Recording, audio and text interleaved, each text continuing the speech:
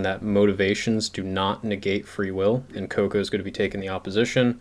Just going to be normal format, just a back and forth debate, and then at the end we'll put it to a voting poll where the audience that was here for at least 75% of the debate can vote if we didn't get a concession from either Koco or Philo. So, Hey, maybe I can get a concession. yeah, maybe. It happens Yeah, good sometimes. luck. But yeah, since you're taking the affirmative, Philo, if you want to open up, you can go for it.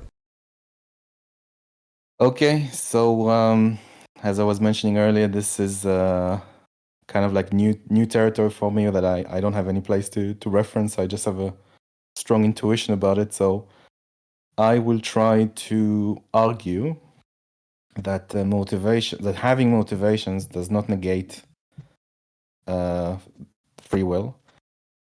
And what I plan to do is either appeal to the sensibility of the audience or simply try to ridicule the idea and show that it is either almost a non sequitur or a contradiction, that saying that having motivations negate means that you don't have free will. That's where I start off. Coco? Cool. Okay. I always pre-write my opening statement, so forgive me, everyone, for my ridiculous loquaciousness. The existence of free will is arguably a fragile one. There are numerous conditions under which we could believe it to actually exist as more than just the conceptual knowledge of free will. And while there are, in fact, a number of ways that we can argue for or against it, I would, in fact, claim that motivations do negate the act of free will or an act of free will in quotations. I would posit that while free will can exist both in a measurable and in an absolute way, in the same way that 50% of something is still not quite the fullness of a thing, the presence of any predetermined factors does, in fact, undermine the absolute nature of free will in any given situation. And motivations, in fact, are predetermined aspects of one's being, so long as they are caused by factors outside of our current conceptual realm of control, which, in fact, 90% or 99% of motivations are. In previous debates, it has been said that so long as any factors exist that can be confirmed as being the result of actions or conditions that occurred prior to my consent or influence, I cannot deny the presence of determinism. And this, in fact, rings especially true for this particular discussion, as motivations are not isolated or radically synthesized in the way that an action of absolute free will would necessarily have to be. Motivations in themselves are conditions or proclivities that are unwillingly handed down to us by a seemingly infinite number of factors far beyond the purview of our control. And the motivations of those who influenced us are, in fact, themselves inherited from the individuals that imparted those in motivations onto them prior to them imparting motivations onto us. Lastly, I would say that the only way in which we can identify an act of absolute free will is to be able to identify it as an entirely random variable of behavior, as in a behavior perpetrated by an individual who would have no way of having been influenced by any other factors. If we cannot do this, then ultimately the behavior would become predictable and therefore would only be in part an act of free will and therefore would not absolutely be free will. And I would posit that free will must exist as an absolute random variable within a system totally liberated in its agency, and therefore would be entirely absent of any predetermined factors, which motivations are, in fact, predetermined.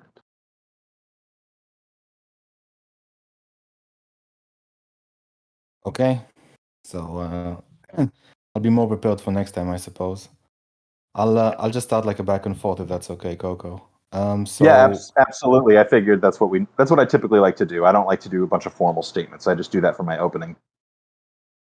okay, so I would start off by saying that uh, all biological life technically has motivations just from the get-go. Like all biological life needs to, needs water, needs food, and that's a motivation. Like if you need to look for it, you need to find food. So if you don't, you'll get hungry, you get thirsty. So just because we have those things, like just from the get-go, if you accept that motivations negate free will, then it's just off right off the bat. Or another example, another example could be, I have a car, the car is low on fuel, and I'm thinking that maybe in the near future I want to drive, a long distance with the car. So I go in and put fuel in the car.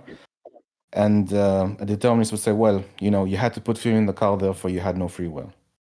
So I think that concept on its own, it's a bit silly. Or in another way to put it in a bit more philosophical terms, without the concept of life, there is no concept of value. So so the two are connected. Just for the fact that you have a biological life, you must have some sort of value. At the very least, water and food will be a value that you need to pursue. But I don't think that the motivation itself negates free will. I think that the free will exists in the looking for the food, looking for the water. How will you go about it? What decisions will you make in order to get those things? So I'll start off with one point and I'll bounce it back to you, Koco. Yeah, absolutely. I totally understand what you're saying. Though I would say that motivations.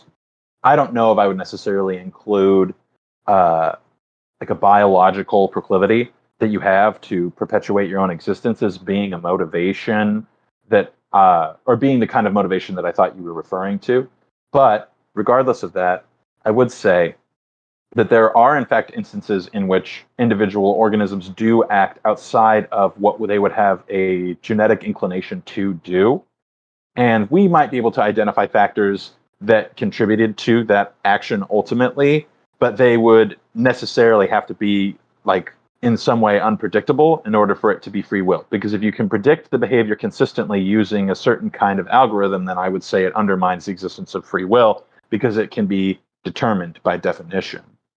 And when it Okay. comes to real quick, and when it comes to looking at behaviors that individual people have acted out or acted on, the motivations that they have to do them are predetermined and outside of their control. But that doesn't mean that they can't have actions that come from a place of what I would call like total randomness or free will randomness. Well, I think if we keep the example on the food and water, then we can have like a bit of more conversation. You were saying something a second ago. When I interrupted you, you were saying something before the randomness. What were you saying? I was saying that there are instances in which an animal will act counterintuitively to its biological programming. I would even argue that the way, and this is hashtag hot take controversial topic, the way in which the human species right now is currently evolving is an example of that. Because the way that we are elongating the lives of certain individuals allows for genetic imperfections and mutations that would have otherwise no longer have existed within the gene pool to exist for longer periods of time. And the methodology by which mates are selected is counterintuitive to biological programming, in my opinion, because there are social factors that are being included in that, which don't necessarily represent survivability in the scheme of just like biology and competition in that way. So the human gene pool in some way is being weakened by the presence of like consciousness and higher level thinking. And that's not a negative thing. I only use weakened because I don't really have another word for it. But I just think that there are a number of instances in which biological entities or organisms, rather, will act counterintuitively to their programming, quote unquote. Okay, so if in that case, would you not say that if biological beings act counterintuitively to their biological programming, at least, does that suggest or indicate that they consciously select values for themselves? I would say that if in the instance of free will, the act of free will in itself in this particular way would have to lack motivation in the sense that I cannot explain down the line how it is that the decision that that organism made was influenced by decisions made by previous organisms of that or that it interacted with or previous things in the world that it interacted with.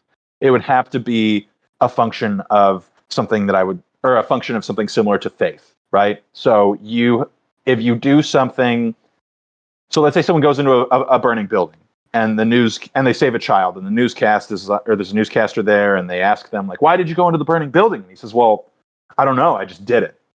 That would be an example of free will if we could go back and find no instance in which that individual would have been motivated to do that by any other factors. So the Sorry, only way. Go I ahead. don't mean. Okay, I'll give a different example because I think it's better. So Uh-huh. let's say that biological factors means like food and water, pain and pleasure. So in that kind of sense, if you were to say I like to read certain types of books, it gives me pleasure. I mean, it gives me like a intellectual pleasure or a spiritual pleasure. That would be outside our genetic programming, or at least it would be very difficult to explain why a spiritual or an intellectual pursuit has a predetermined motive from, physical pain or pleasure or food and water. See, I would disagree with that because we can look at the way in which a brain operates and where activity in the brain occurs based on a certain activity or based on a certain thing that you're doing.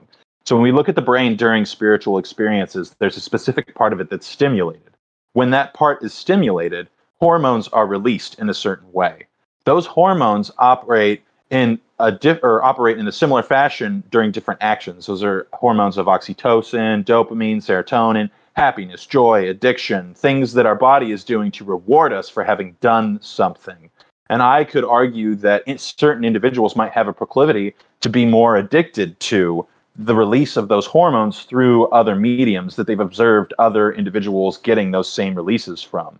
It's part of why when you see churches, oftentimes young children, the family of the adults are the ones who are the most like vehement believers in the church, and they're also the ones who are most easily indoctrinated because clearly there's a genetic propensity that was inherited by these children to get their high in the same way that their parents did. And that is a motivation that can be traced through probably genetics, but also through behavioral observation. And if we were to observe the behaviors of their parents as having influenced their children, then that would be an uncontrolled factor that the child would not be able to go against unless it had the free will to go against it. Okay, I'll say this. I don't see really a connection in the answer you just gave me to like a pain or pleasure response, but I'll address specifically the endorphin rush that you mentioned. I can have That an was what I endorphin. was trying to compare to pleasure. So the endorphin rush is the pleasure question. I can. Well, let me reverse the order of that answer then. I can have an endorphin rush at the end of this debate should I win, and I can have an endorphin rush at the end of the debate should I win because I valued winning this intellectual debate, and the topic, let's say, was important to me, but I chose this debate, and I chose to read about this subject, and this has nothing to do with like pain and pleasure in my body. So I could necessarily consciously choose a value, and my body, as a result, would reward me in the same way that I have a fight or flight experience where I see something that's about to attack me or about to threaten me, but my brain has to evaluate that as a threat. So it could be that I identify something as a threat, and then my body reacts as a result of me identifying that. So I'm saying Um, the endorphins are like a post thing that I can still choose consciously, and my body will still react that when I win something, and it doesn't necessarily take away from the fact that I consciously chose a value. Right, right. I would disagree with that because the reason that you are quote unquote consciously choosing the value is because there is a traceable genetic phenomena or bodily biological phenomena that occurs behind the concept of winning. We have within our bodies a biological function that desires to affirm the way in which we look at the world. It's called cognitive bias. If you are able to confirm your cognitive bias, then your body will reward you because it means that you have somehow interpreted reality in a more effective way than your competition has, which would then in turn make or increase your survivability over another organism because you can more accurately interpret whether or not there's a lion in the grass than me in this particular instance. So the Um, act of you enjoying winning is a motivation that has been placed in you by this programming that you're talking about. So you don't have the conscious decision to decide that this is something that you wanted when you wanted to win. It's a predetermined thing that you would feel that way unless you had the presence of free will, which would otherwise influence you to do something that would be either counterintuitive or seemingly random within that system. So I feel that I feel we're using our imagination a bit here to justify determinism. I don't think that's actually what could be happening. You could say you're saying, well, I imagine that winning is the rush for you. And I could say, no, it's not. Winning isn't the rush for me. It's like, I like to talk about these things. The intellectual pursuit in and of itself is the rush for me. And then you say, well, in that case, then I imagine this reason, therefore free will doesn't exist. So if our imagination is like the underlying factor here, like, as in, if I'm able to use my imagination to disprove you, therefore free will doesn't exist. And we can do this in circle. We can go about this in circles, and I don't think we'll progress anywhere. But I would like to mention that it's the imagination factor here that what is used to dispute my point. Right. I get what you're saying. You're saying that by me imagining the motivations for your excitement around winning, I am in fact exercising some sort of free will that was determined, that wasn't determined by other motivations. You would say that they exist in isolation. Not necessarily. Well, I mean, you could say that. You could say that I wouldn't necessarily say the imagination is the element of free will, but I'm just saying that I'm more saying that it's counterproductive to our conversation because let's say I could say that winning isn't the element. Winning like against you isn't really the element that I'm happy about. It's the fact that we had an intellectual discussion, and it's not like I'm proving reality. It's just like a completely abstract concept. So it has no bearing on biology or my reality at all. Like I will still function the same way I function today and yesterday. I will do the same tomorrow. But just like that, we had a intellectual discussion about an abstract concept is what made me happy. And as a result, like if people agree with me, I may get a bit of a high. But you could say, that like popularity or something, or people agreeing with you could be like an endorphin rush. But the subject in and of itself interests me. But anyway, let's move on. Let's move on a bit. So let's quick before you move on, I did want to say I'm not go ahead. necessarily trying to use my imagination. I'm using my imagination, quote unquote, to attempt to identify your motivations or the reason why you would feel a certain way. But there is a scientifically observable phenomena that happens within the brain when these things occur. So whether or not that would be something, or whether or not your motivations or the reasons for you to be happy are something that you would agree with, there is a phenomena that occurs at a biologically observable level that would say that somehow you are acting out something that was motivated. And you think that that free will is something supernatural, therefore it can't be the case that science can observe it in the brain? Yes. Yeah. Funny that you picked up on that. Yes. So Because I haven't said it outright. I disagree that having free will is supernatural entirely. I would say that in fact it's a type of cause and effect. Okay, but the very sentence, the very concept of cause and effect, right? Yeah. I think that if we look at cause and effect in the way that it functions in most cases, we can identify cause. Therefore, the effect would be at least somewhat predictable. Assuming the effect is predictable, it's determined. Well, so not necessarily. I would say this. So in the physics example of cause and effect, like as a metaphor, it's like billiard balls hitting other billiard balls in a certain angle, and they shoot off in the angle in which they were hit. Brilliant. Biological life needs to find food and water. That's the cause. And the effect is that we have free will, so we're able to make decisions to obtain food and water. If we fail in that effort, or if we choose not to look for food and water, we will cease to exist. So for the context of biological life, we need to have free will to go after those things just to exist. And that, for biological life, is a type of cause and effect, which is a completely natural phenomenon. Right. I would disagree with that because I don't think that it is the case that free will is the factor that determines whether or not we have some sort of increased level of survivability. We can prove that there are functions in the brain that happen subconsciously. In the psychology world, this is often referred to as lizard brain. So I'm operating from my lizard brain. Well, I don't have to think about my heart beating. I don't have to think about breathing. If I start to think about breathing, then it feels weird, right? We've all kind of been there. Or like you can feel your tongue in your mouth is one that people will often say that people are like, gross, right? So if it is the But case that there are all these functions that are happening outside of my control, then they're just determined factors that would happen by necessity. In that one, same way, my lizard brain drives me to find food and water to live because it tricks my conscious brain into doing the things that it wants because it controls my body. And my conscious brain is like, what the fuck is going on? I'm not fully evolved yet. no, I don't agree with you there. Your lizard brain does control your heartbeat, and it does control your tongue to some degree. It does control the functions of your body, and it will give you signals if you're thirsty or hungry.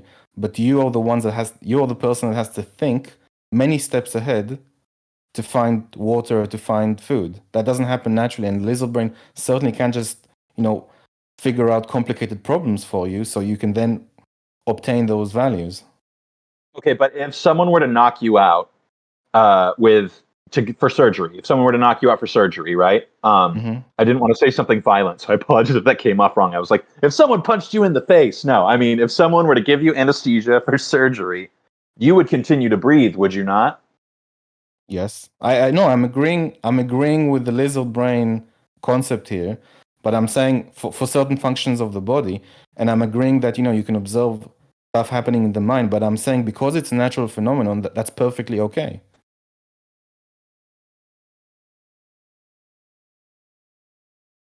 Well, okay, Okay, but even if it is perfectly okay, right? I'm not necessarily saying that we can just like that we can look at the actions of an individual and say, okay, well, let's just reduce this down to the most granular level of human behavior, and ultimately, what we're going to get to is that they did it because they wanted to perpetuate some sort of evolutionary function. That evolutionary function is well, pre-programmed in the can brain.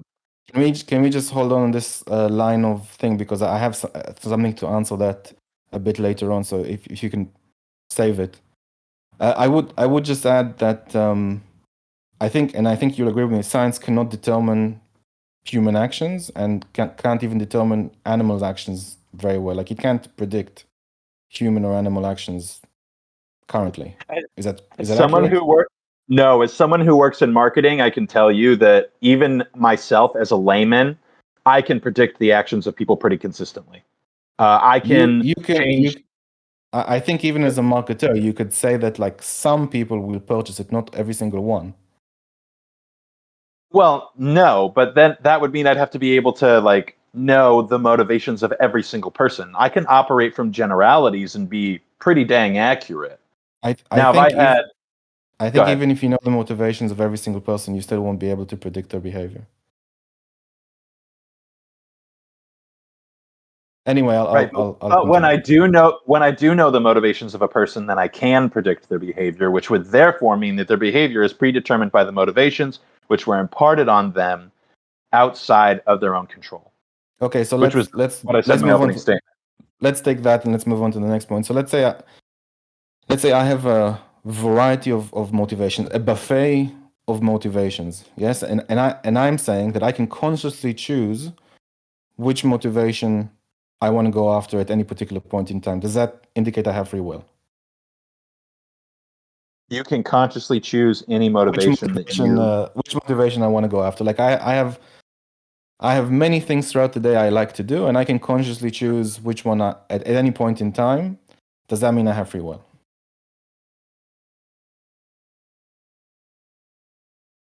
I mean, if you're picking from a motivation, then if you're picking from a motivation, you would have to prove to me that your choice of motivation wasn't selected based off of another motivation. And then I would say yes, free will exists. But even your motivation to select a particular motivation for something that you do comes from a motivation that you have to do that thing. Right, but When a I have many motivations. Oh, Mhm. so you're saying the reason why one motivation superseded another is because some sort of motivation or some sort of factor? Yeah, so like your proclivity, or the likelihood of you selecting a certain motivation is determined by another motivation. So we're guessing here, or we're using our imagination, or we're saying because you chose this motivation over another, therefore it must be because you're more motivated, or a previous motivation? Um, it would be because of a previous motivation that would Okay, make you so more motivated to pick something else. So, like, we're looking at this as probabilities. It is likely that you will select to do this thing and then identify that you did this thing because of this thing. But I can identify the likelihood of you selecting those particular motivations and the things or the outcomes of those behaviors based off of other factors, based off of okay, other motivations that could have been present in so your life. so let's play a game called Schrodinger's gym. Okay, I wake up in the morning. I know I should go to the gym, but I don't feel like it. Have I exercised my free will?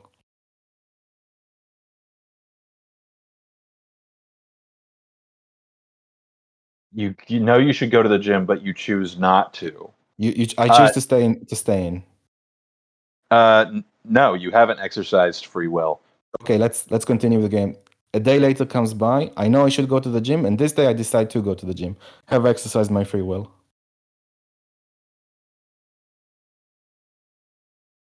No.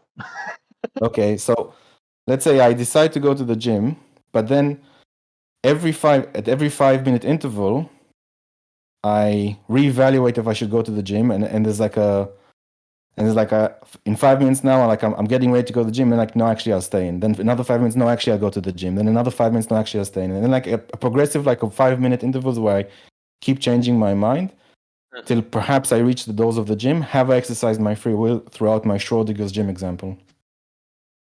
As in, have you like introduced some sort of variable that would contribute to the outcome of the thing in the way that would solicit free will? The fact that I keep changing my mind, does that indicate free Right. will?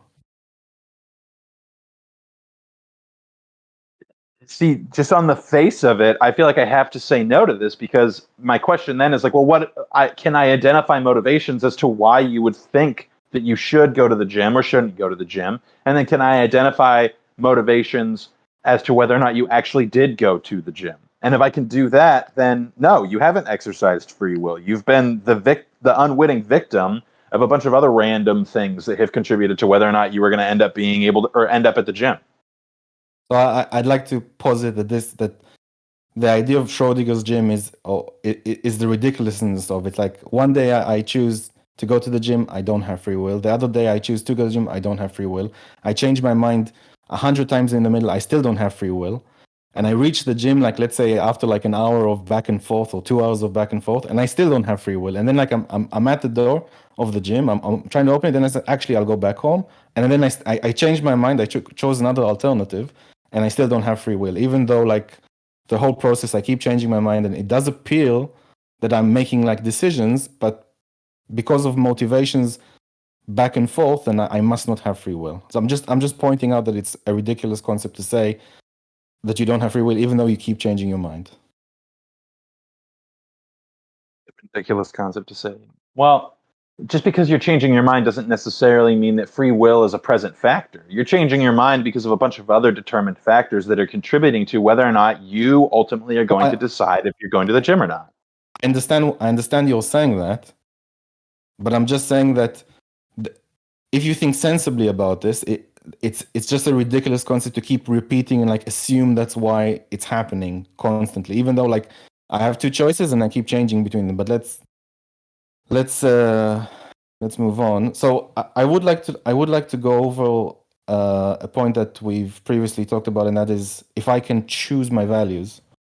And I'd like to take an extreme example and see what you think about it. So asceticism, or let's say very very religious people in the medieval period, well, they would take on some sort of religious vow where they deny all physical pleasure. So they would sleep on a hard floor, they would wash the floor with water, they would shower with the water, and then they would use it to drink the water. It's like very extreme, and this is kind of the point. So to some degree, you can even say that it's an incredible force of will, and I'm using that purposefully to just stick to this example. And this outright exists. I'm not making it up. Would you say that this sort of spiritual decision. So A, it's a spiritual decision. B, they're not getting any physical pleasure biologically from it. C, they're not obtaining any values from it, because in theory, the value for them is when they die, they'll go to heaven. But throughout their whole life, they're not obtaining any values directly that they can see.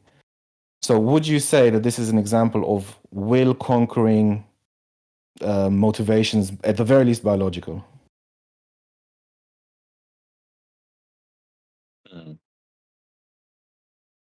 Asceticism.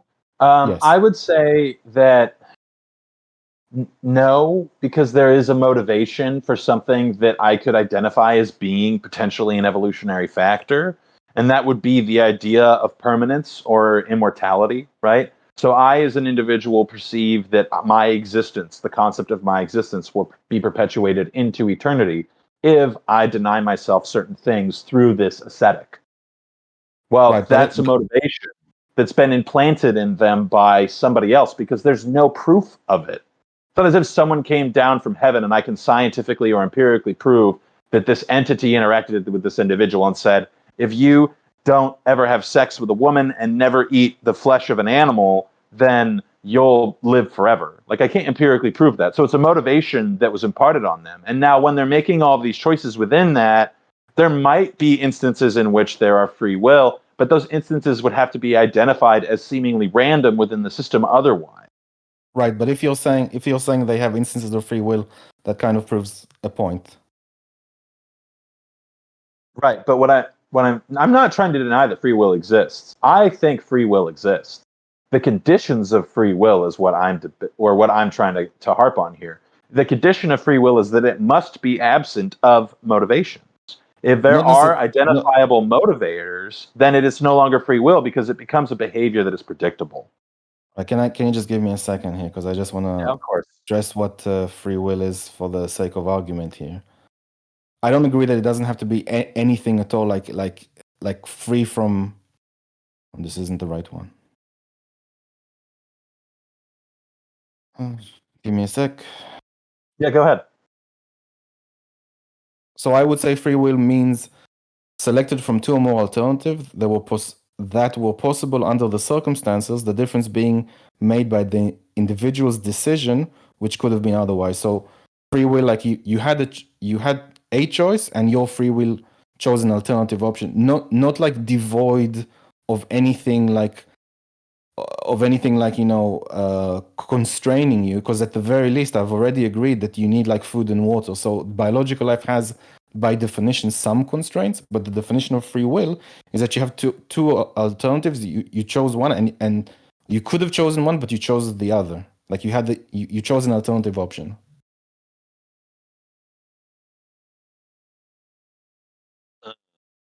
Yeah, I don't agree with that being an unacceptable definition for free will. If we're talking about free will as or sorry, I'm trying to say that free will exists as an absolute. We can have measurements of free will. So I could say that this person did something that was 80% free will, but that's not 100% free will. Free will is if any aspect of it is determined by factors that are outside of your control, then it is not total libertarian free will. It is in some way predetermined. So how do we square the fact that obvious facts of reality is that you need food and water, and that in and of itself means you have some constraints to your existence, like every biological being would need to sustain its life and take actions to do so. And if you're saying that I need to be devoid of any constraints whatsoever to have free will, then it's just a very high, unmeetable, and slightly maybe semantic even, or not serious definition for free will, because we're not free, we're part of reality and we have to make decisions within reality, but that doesn't mean that we don't have freedom as how we implement those things.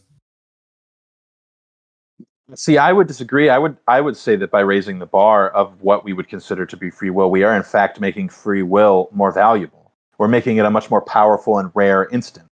So if I just like decided to go to the gym, like that act of free will, quote unquote, sure, it might be really great for me to feel as if I've done that out of free will. And I would never advocate that someone ought to think, like, wake up in the morning, like, oh, well, it was predetermined for me to not go to the gym today, so fuck it, right? I don't think that that's the right way to live. And even if I could prove that everything in the galaxy was fucking determined, then I would still not act as if it was, because I don't find that to be a valuable way by which to live my life. Pragmatism versus reality are two different things. The reality is that there are a bunch of predetermined factors that were imparted on me by other individuals who I have no control over that influenced me to make a decision. And even if I only had like 1% of free will within that decision, it's still not total free will. It's at least somewhat determined. There are only can be free will if there can exist completely random outside or external from the system variables or behaviors that are perpetrated within the system that we are bound to. Okay, so if I said previously that at the very least we have biological constraints that I've mentioned, does that mean we by definition cannot have this sort of idealistic free will? Because You would have to be able to because we live in a physical body. Does that mean we can't be this idealistic free will? Because we'll have to eat, we'll have to drink, we'll have to sleep. It comes with the territory, right? Yeah. So does that mean we, by definition, just from the fact that we are alive, we cannot have free will? No, because when we're alive, we can do things very rare. They're incredibly rare and incredibly difficult to achieve, but we can do things that would be seemingly outside of all the systems that we would be bound to. But they would be. They would have to be. I'm saying we are bound to some systems, just physically. We are bound, so it can't be this pure form of free will, just from the outset. And any animal would have the same problem. Any biological life would have the same problem.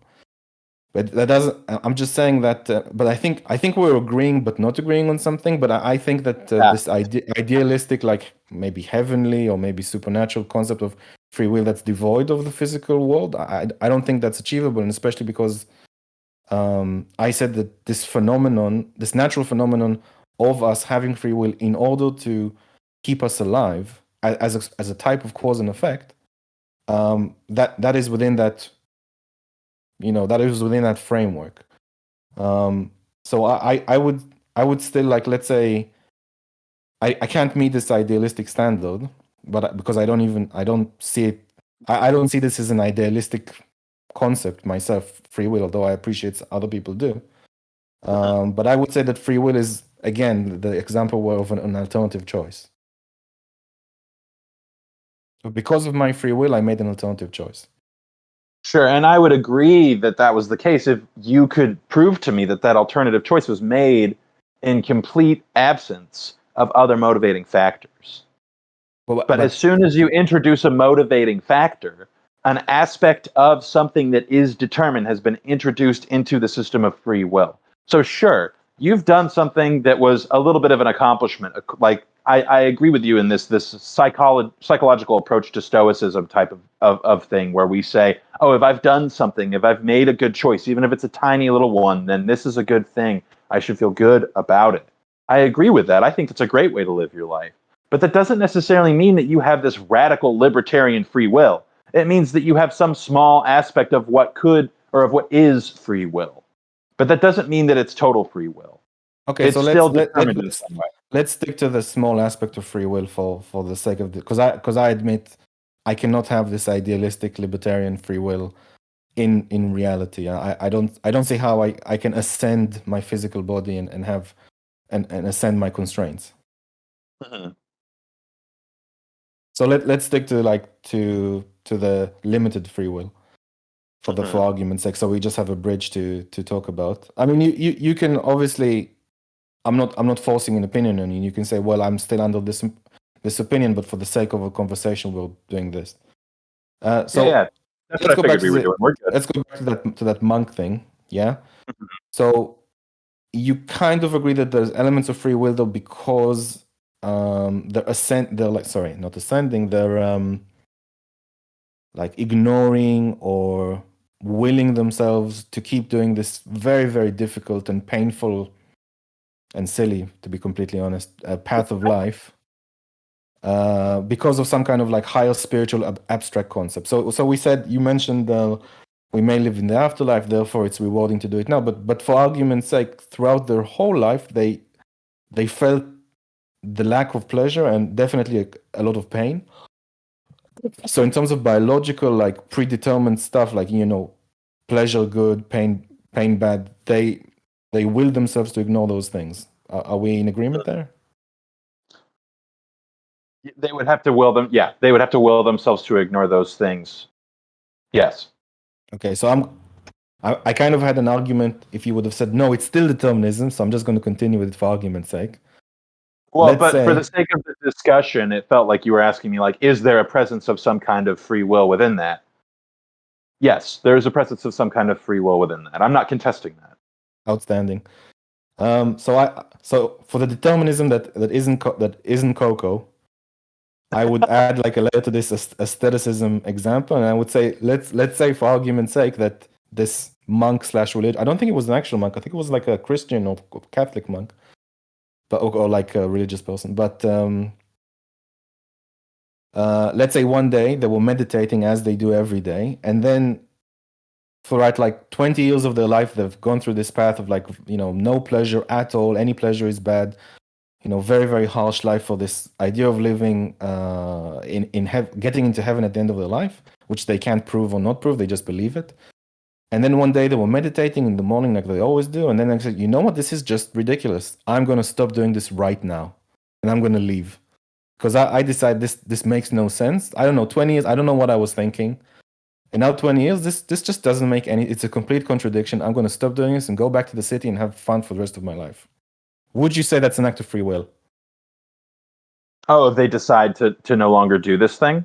Yes, they just introspected, and then one day, you know what, this is silly. It's a big contradiction. I don't believe it anymore. Well, it's not absolute free will. None of these things are absolute free will. Sorry, It is. Does it have an element of free will to it? Yes, it has an element of free will to it, but that doesn't mean that it is free will absolutely. Okay. It's not free of motivations. Free will is free of everything. If it's not free from motivation, then it's not free will.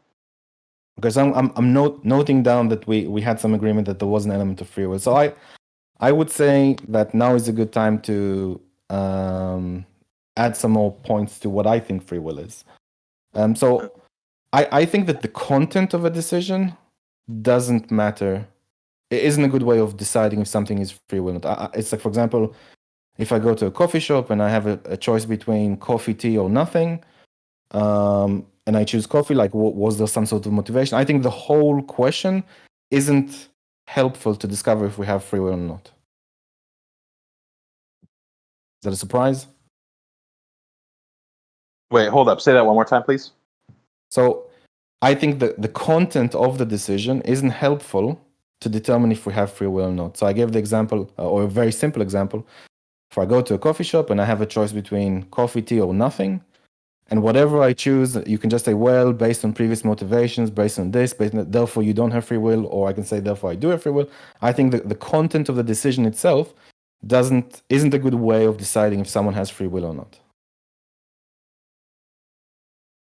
Oh, I would disagree with that. I think the content of the decision is the only way by which we can prove that free will exists. Because sure, it's nice and very pragmatic to live a better life by doing certain things. And whether or not that is grand scheme determined, I can't really attest to. And I'm not trying to attest to that. But just because it feels good to say that, well, I make decisions absent of other motivations or my motivations are my own, doesn't mean that I can philosophically or absolutely or even empirically say that it wasn't the case that there were aspects of my actions that were predetermined by other factors that were beyond my control. I was born to certain parents. I was raised in a certain way. I had random strangers interact with me throughout my life.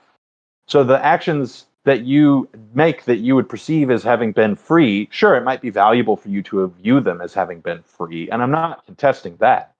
What I'm saying is that I can't look back at them and think, oh, well, I'm totally a free agent. I'm a self-made individual. No, you're the result of either standing on the shoulders of giants or having been pummeled by them. Right. So I see free will as something different, and again, like I've tried to, and I'll go to explain what I think it is, and I will try Yeah. and I will try to like reiterate that I've given some examples up to now, and some of them may, at the very least, like seem like silly or ridiculous, and that's what I'm essentially trying to do here. But for the argument of the coffee shop, I don't think that. Again, I don't think that example is a good way to measure or talk about if we have free will, or at least the content of the decision is largely irrelevant. And I think that free will is, or our faculty of free will is, if we, and it's a bit of difficult to explain to people who aren't familiar with it. We have a choice, or a free choice to think about a problem or not to think. Now I'll explain what that means. Thinking about a decision or about a problem, in essence, what I'm saying is deliberating, thinking deeply, using reason, using rationality, introspecting. That is what I'm trying to describe when I say thinking. So it's not like generic thinking, just thinking in the context that I'm using at the moment. Or we have the choice not to think, in which case we are drifting. And I think this sort of framework is a better framework of looking at free will, and at the same time looking at other things that can affect us. So for example, let's take the coffee shop example. If I go to the coffee shop and I'm drifting, and I go in there and the coffee smells nice, and I'm saying, you know what? The coffee smells nice, I'll take some coffee. Okay, I made a decision by drifting, by whim, in a sense. And the free will, let's say I turn it on. So I've made a decision to buy the coffee, I'm still in line. And then I say, hold on a second. Now I'm applying my thinking. I'm saying, I'm recalling that during the week, now that I'm thinking about it, I recall during the week I had some bouts of anxiety throughout the workday.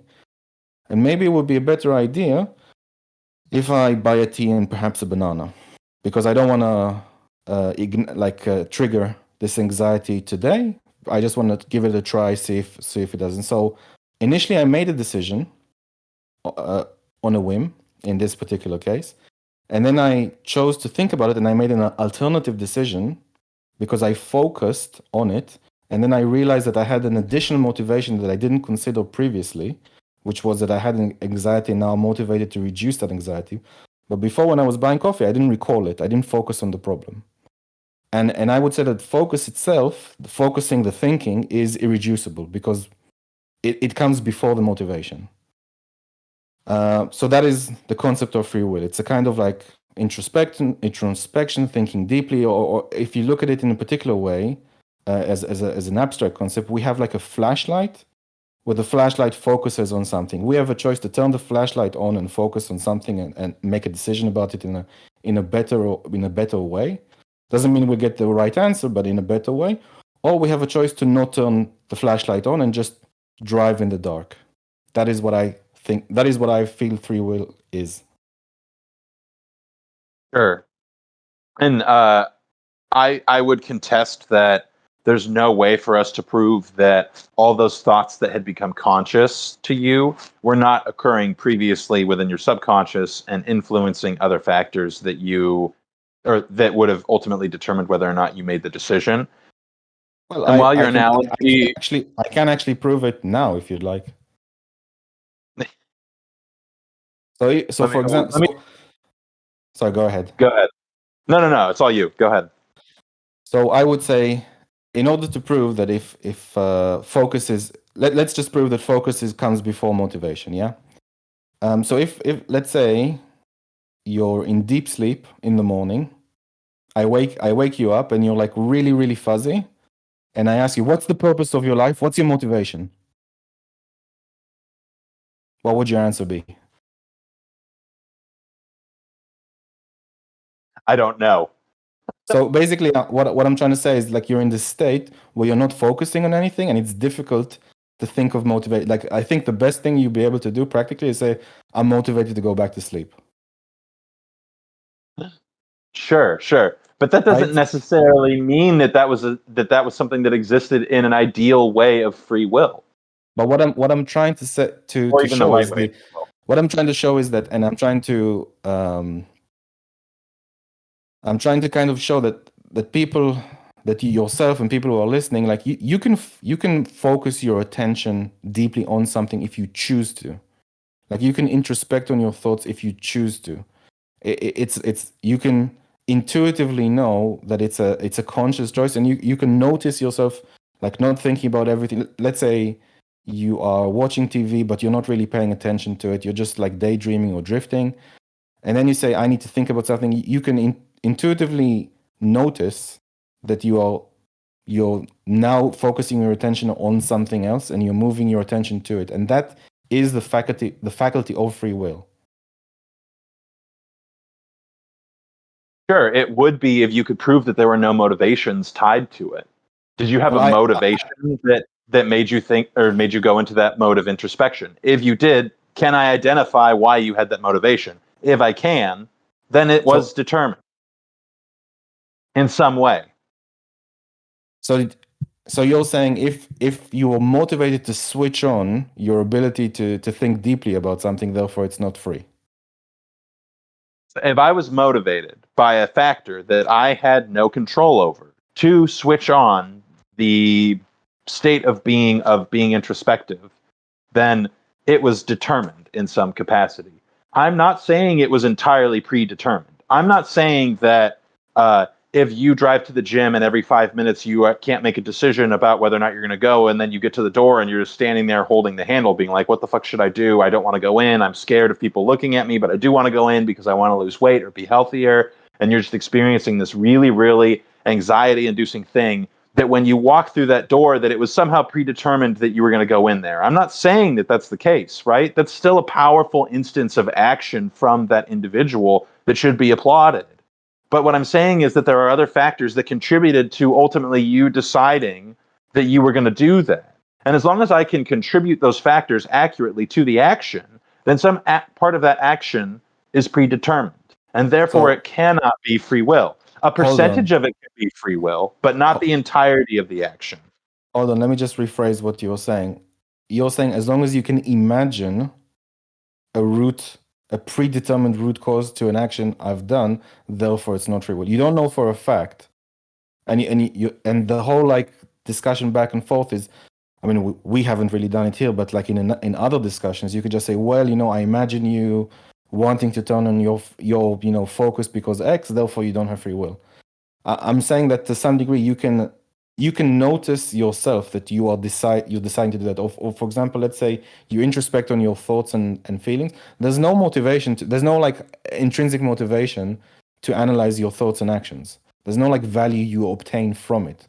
You just choose to do it because you want to go over them for some reason, or you're unhappy about a particular. There's no like if I think about my thoughts, I'll take a particular action or I'll obtain something as a result of it. It's like you are choosing to do something for yourself. But I would like to.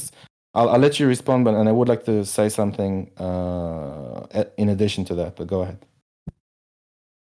Yeah. You can go ahead and say the thing. I don't really have a response to that particular thing. I think that. Well, I guess I do have a response. I think that I don't want to have that back and forth either.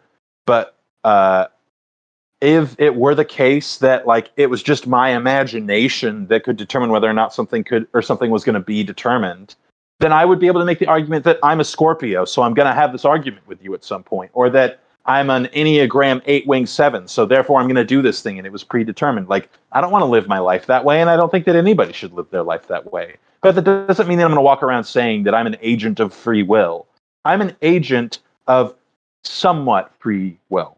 And then in like totally like in the most unlikely of circumstances, I could execute something that is entirely an act of free will. But it is something that occurs so infrequently that I would be better off just to accept the fact that my actions are influenced in a way that makes them somewhat determined. and that they are able to be predicted, and that I can rest in the solace of knowing that there's still the choices that I made, but that they don't have to be free will for to have been good choices. They can be somewhat determined by other motivators and still be a good choice. They don't have to be absolutely free in order for them to be like desirable. Okay, so with regards to the other motivators, let's say, for argument's sake, you accept my example of the coffee shop, where I had motivators. The coffee was smelling nice in the shop.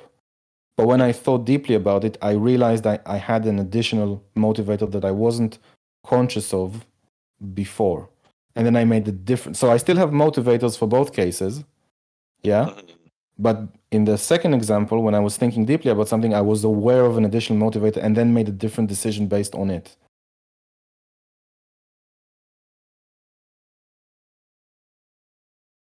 Whenever. So I still have the motivation, but I wasn't conscious of the entire list of motivation when I was like making a quick decision. When I was making a more deep decision, I was more conscious of other motivators and then made a new decision based on like a weighing of other motivators. But before, I just wasn't aware of them. I just didn't enter my mind. Right. Okay. And then so the question that you were asking earlier is like, what's the motivator for me to reflect on my thoughts? Well, the motivator for you to reflect on your thoughts. Not specifically the motivator to reflect on the thoughts, saying that I made a decision on a motivation, but I forgot. I didn't think about it. And it's an okay kind of example, I would say. Like I am motivated by the thing. I just didn't think about it at the moment. And then when I did take the time to think more deeply about it, I remembered that I have additional motivators, and then I made an alternative decision.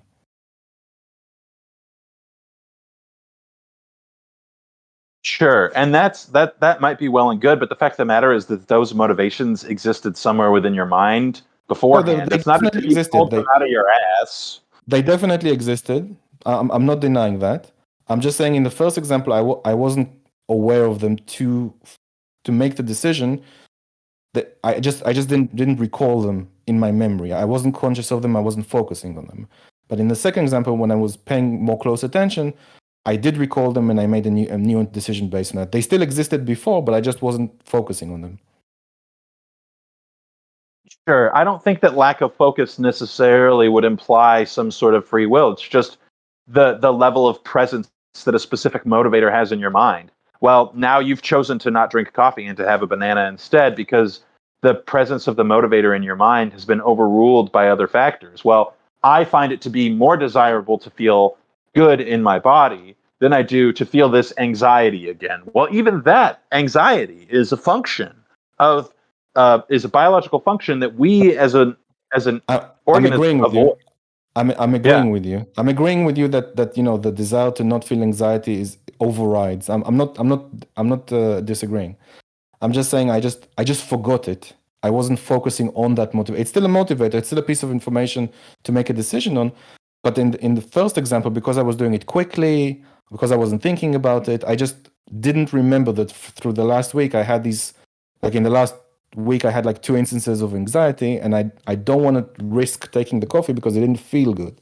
But I just didn't remember because the smell of the coffee in the shop and whatnot, and I just wasn't thinking too deeply about it, and I forgot that motivation. Now, yes, I'm agreeing with you already that it is that the anxiety is a motivation that overrides the coffee, but I just wasn't focusing on it. I didn't recall it.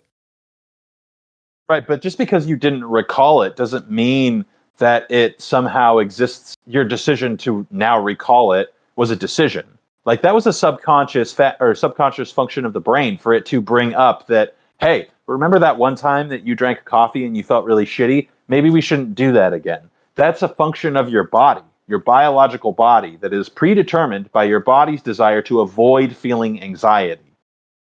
And that's not even my imagination saying that. Like I can scientifically prove that even organisms with brains as small as a fish don't want to necessarily have negative stimulus imparted onto their nervous system. I agree that it wasn't a nice feeling, but for the sake of this argument, I mentioned that it only happened 2 times in the last week, so I may not necessarily draw a link to it yet to the coffee directly. and the smell of the coffee and the environment of the coffee and the habitualness of it, that I just go in, buy coffee, leave, that could have been at the forefront of my mind. Now, I would necessarily say that if I didn't like think deeply about, let's say I just had to rush to work, and if I didn't think deeply about, I would probably get the coffee and go, and I didn't. In fact, that was my first decision. But because I said, hold on a second, let's think a bit more deeply about it, that's when more considerations came up. All those motivators, and I'm saying for argument's sake that the anxiety is not yet linked to coffee. It doesn't have a strong connection in my head yet. But I when I thought more deeply about it, I don't want to get to that stage either. Sure. This is just you. Sorry, that sounds pedantic. This to me harkens to the idea of Pavlovian psychology, where you can condition, or sorry, Pavlovian conditioning, where you can condition a reaction to a stimulus through the subconscious. You have conditioned your body to subconsciously know that coffee provides a negative reaction. That, if anything, says that things are more determined because you can manipulate your mind without even knowing that you're doing it. No,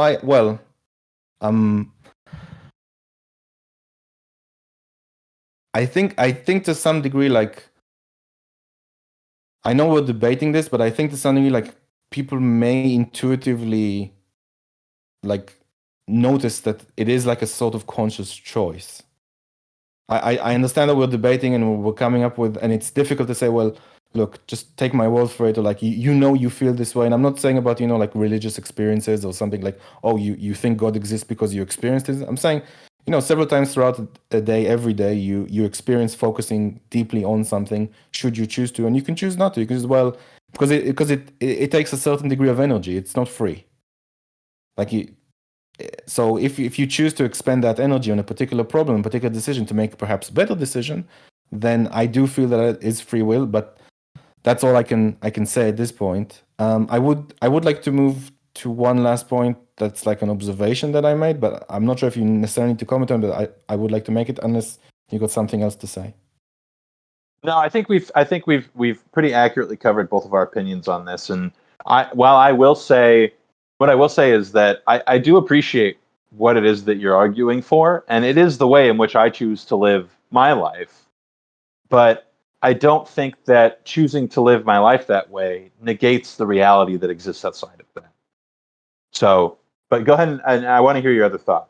So the last of this, and this is just my opinion, I feel that there is this split between, let's say for argument's sake, I'm saying that me thinking deeply is applying reason in another way of saying it. So I feel that there's like a hard separation between reason and free will, and I feel, based on like my own research, that this is something going back to Kant's noumenal and phenomenal world. It seems to me that reason is something that humans do. There's a pure form of it, there's a practical form of it, but in the noumenal world we have, or at least when I was reading a critique of practical reason, the world's God, freedom, and when I say freedom I mean free will, and immortality comes up very often. And if like we're saying, like from an atheistic scientific point of view, no, we want reason, and free will is separated from reason. Sorry, and free will is part of like the religious element of it, and we must not have free will, even though we can't predict human behavior, and in most cases even animals' behavior. We don't have that free will, and I think that what I'm basically advocating for, and what I'm saying, is that free will and reason are together, are intertwined. And when we use our free will to apply reason, which is what I was describing earlier, then that is our faculty of free will. And I feel that because like there's this hard split in philosophy, that people are like, and people choose like the science side and then necessarily anti the other side.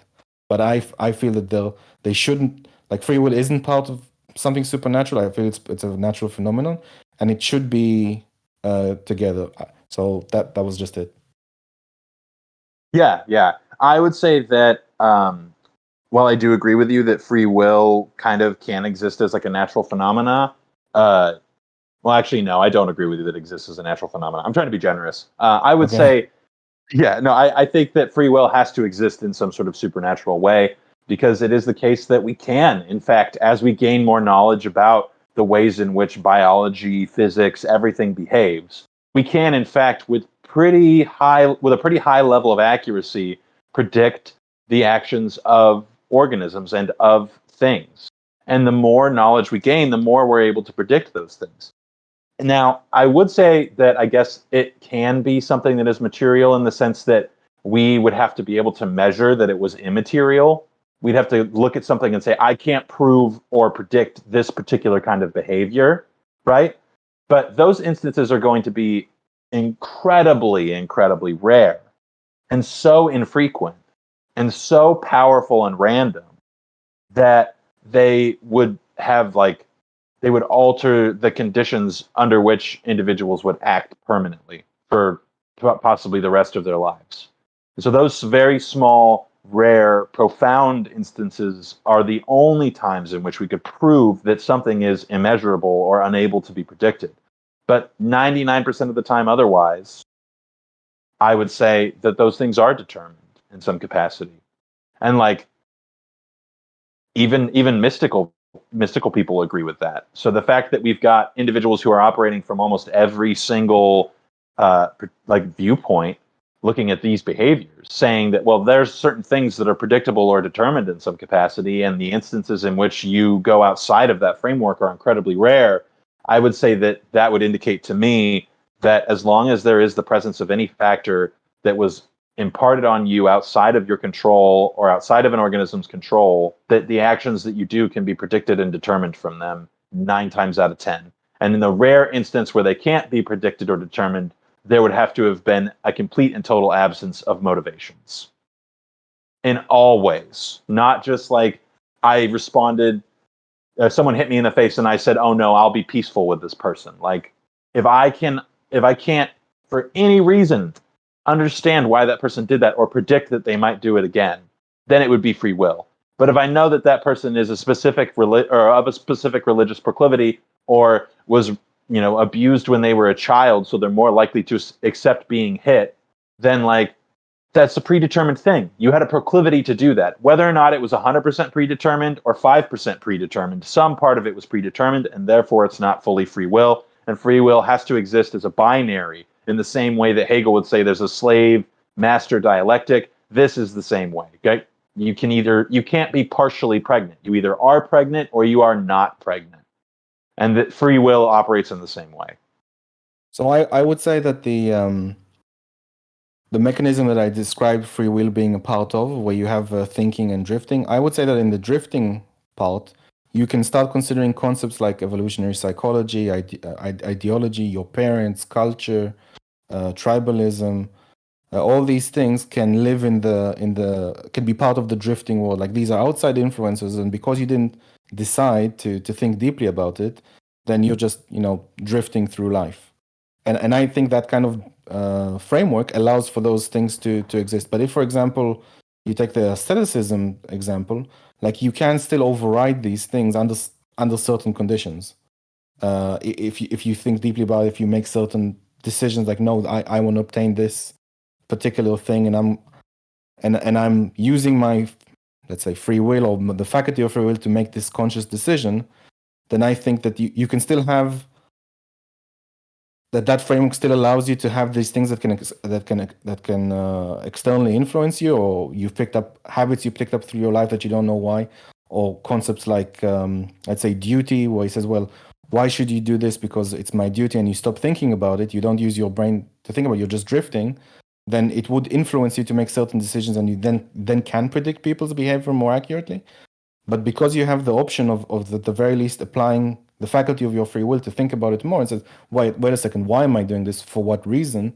But even if you still come to the same action, but you still at least thought about it, like the reason why I want to take this action is because I consciously make this choice, then I think that framework is still the element of free will. And I think it allows us to think a bit more progressively, or a bit more in a modern sense, about these kind of concepts that come up in science today, at the very least evolutionary psychology. So you can say in evolution psychology, you say, well, most of us want to have sex. It's like, let's say, an external factor, or we want to have kids.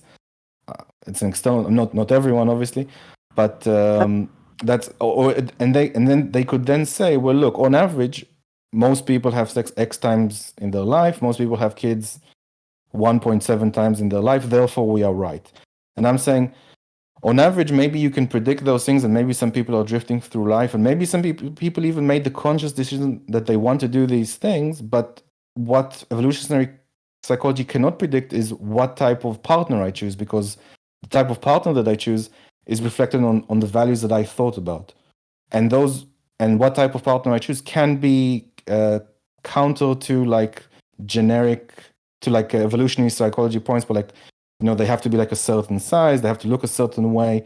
I could choose a partner that's completely different from what they're saying, and I still did what they predicted, but I at least chose that particular way, and they can predict which partner I choose. I think I'm a bit rambled there, but basically what I was saying is that this framework gives you that option, at the very least, of thinking about these new modern scientific concepts, and allows you to look at it in a fresh way. Sure, and I won't disagree with the fact that like this might be a pragmatic way to look at your life. I'm not disagreeing with that at all. Like I've said, this is the way that I try to live my life, in the sense that I do have some sort of free will. But also, my girlfriend is a certain height. I picked that height because I want to marry someone who's tall so that my kids can be tall. I did that because I value height as what's the word I'm looking for? A phenotype. I value height as a phenotypical expression of genetics. I value height as a phenotypical expression of genetics because I was taught that tall people get certain benefits from society, that tall people are stronger or more athletic or what have you, right? Those are, and I'm not saying these things as absolute necessarily. I don't want anyone to think like, oh, Keith is prejudiced against short people. That is not the case.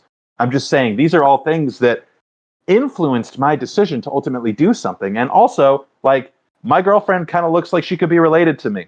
Everybody's significant other looks kind of like they could be related to them. There's a reason for that. It's a predictable part of why you choose your partner. And I'm not saying that it's entirely predetermined or that there's some mumbo jumbo bullshit about freaking soulmates that exists out there. All I'm saying is that as long as I can predict certain factors within the action itself, it is no longer absent of other forms of determined things. It is no longer completely free. And as long as it is not completely free, it's not free will. I can look at it intuitively and say, like, oh, I made this choice of my own accord. And you should. I would encourage every person in this freaking audience to think about it that way practically when it happens. But if you're going to think about it in a philosophic way or in a measurable way, as in, I can justify this with reasonable belief, then it just is not true. So I would say, and I'm gonna like recover my rant from before. I would say that the evolutionary psychologist would look at you and say, listen, the fact that you are choosing to be with a partner that's taller than you, that's different from the average. Typically, like an evolutionary psychologist would have predicted that you chose someone shorter than you, and my partner, my wife, is shorter than me. But I'm just teasing you. I'm not actually making an outright point. Okay. Sorry. I was just if an evolutionary psychologist, and I'm to some degree it's a serious like point. If they would say you would typically marry a man will typically marry someone shorter on average or most of the time or whatnot. I don't know what the numbers are. And my wife, for example, is shorter than me, but my wife looks very different from me, and she comes from another part of the world than I do. But and even in different skin color, but we share the same values. So in fact, we're very different cultures, very different everything, really very different everything. You just have to take my word for it. But we do share similar core values, which are abstract concepts to some degree, and that's why we're married. But I'll tell you what. Let's do a. I don't have anything to add. Let's do a closing statements now. I'll let you if you want. Yeah. So is that going to serve as your closing statement, or you want to make me to make one and then you'll? I still want to like reiterate what I was saying before, but yeah. Okay, cool. That's totally fine. I just wanted to make sure. So I guess my closing statement would be kind of just to reiterate that I think that when we're looking at free will, we ought to look at it as something that is only able to be proven through some sort of absolute determination, right? So I can only see, or I can only determine that something is free will if it is completely absent of any factors that would have otherwise influenced its outcome. And so long as I cannot prove that there were not other factors that solicited its outcome, I can't prove that a particular action or thing was the product of absolute free will. And the reason that I took the opposition to this is because motivations are factors that are determined in some way. They are imparted on us as individuals when we are born, or when we are randomly forced into a situation where we're interacting with somebody. Motivations are determined by the outcomes of those particular instances. And therefore, because they're determined and outside of our realm of control in a number of ways, whether that's biologically or conscientiously, they undermine the ability for any particular given action to be a product of absolute free will. Over to me. Yeah, go ahead. So I have tried to make the case that my definition of free will obviously is a bit different than Koco's. I said that because we are living organisms, by definition, we have constraints just to keep existing, with example, food and water. And that means that from the get-go, we have some motivations. And I then said that if we were saying that having any motivations mean you don't have free will, is just because we're just to exist, we have some motivations to keep living. Or for example, I didn't actually argue this point, but let's say we choose to die. Does that then mean we have free will because we don't want any constraints and we made a decision out of constraints? But I forgot to mention. Never mind. So just by the fact that we are living creatures, or for example, I gave the example of the car has no fuel, and I put fuel in the car, therefore I must not have free will. I just think that concept in and of itself is nonsense or non sequitur. I gave the example. Sorry, I made the point that free will is a type of cause and effect because we need to look for food and water. We have to make decisions, complex decisions, and that requires free will to be able to do those things. Again, another reason why motivations should be separate from the concept of do we have free will or not. I gave the example of what I think free will is, which is a sort of application of reason freely of ourselves, and that the content of the decision in of itself isn't an example of free will, but this particular the application of this faculty. And that we can sense, or we can intuitively sense, this faculty when we introvert on our thoughts. That would be the you applying your when you introspect is the you applying the faculty of your free will. I hope I've made that point, and I guess over to you, Stone.